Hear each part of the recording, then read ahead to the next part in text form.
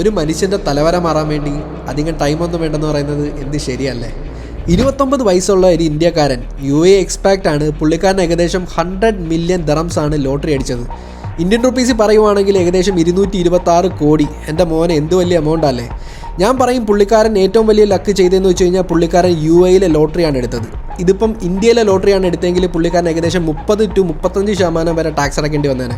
ഇപ്പം പുള്ളിക്കാരൻ US ലോട്ടറിയാണ് എടുത്തെങ്കിൽ പുള്ളിക്കാരൻ ഏകദേശം 24% മുതൽ 37% വരെ ടാക്സ് അടയ്ക്കേണ്ടി വന്നേനെ.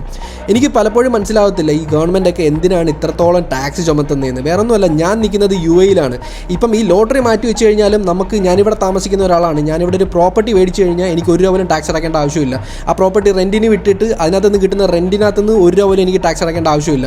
ആ പ്രോപ്പർട്ടി വിൽക്കുവാണെങ്കിൽ ആ ഫുൾ എമൗണ്ട് എൻ്റെ ബാങ്കിൽ കയറും. 1 രൂപ പോലും ടാക്സ് കൊടുക്കേണ്ട ആവശ്യമില്ല. ഞാൻ ഇവിടെ ജോലി ചെയ്യുവാണെങ്കിൽ അതിനകത്തുനിന്ന് 1 രൂപ പോലും എനിക്ക് ടാക്സ് കൊടുക്കേണ്ട ആവശ്യമില്ല. പല രാജ്യങ്ങളും മനുഷ്യരെ പിഴിഞ്ഞാണ് ജീവിക്കുന്നത്. പക്ഷേ UAE എന്ന് പറഞ്ഞാൽ ഈ രാജ്യം ആൾക്കാർക്ക് കൊടുക്കുവാണ്. വേറൊന്നുമല്ല, UAE ഗവൺമെൻറ്റിനൊന്നും വേണ്ട. ഇവിടെ ഇൻഫ്രാസ്ട്രക്ചറും കാര്യങ്ങളൊക്കെ വളർത്തിക്കൊണ്ട് വരുവാണ്. അതിനകത്ത് നമ്മൾ 1 രൂപ പോലും കോൺട്രിബ്യൂട്ട് ചെയ്യുന്നില്ല. സ്റ്റിൽ ഗവൺമെൻറ് ഇഷ്ടംപോലെ കാര്യങ്ങൾ നമുക്ക് ഇങ്ങോട്ട് തരുന്നുണ്ട്.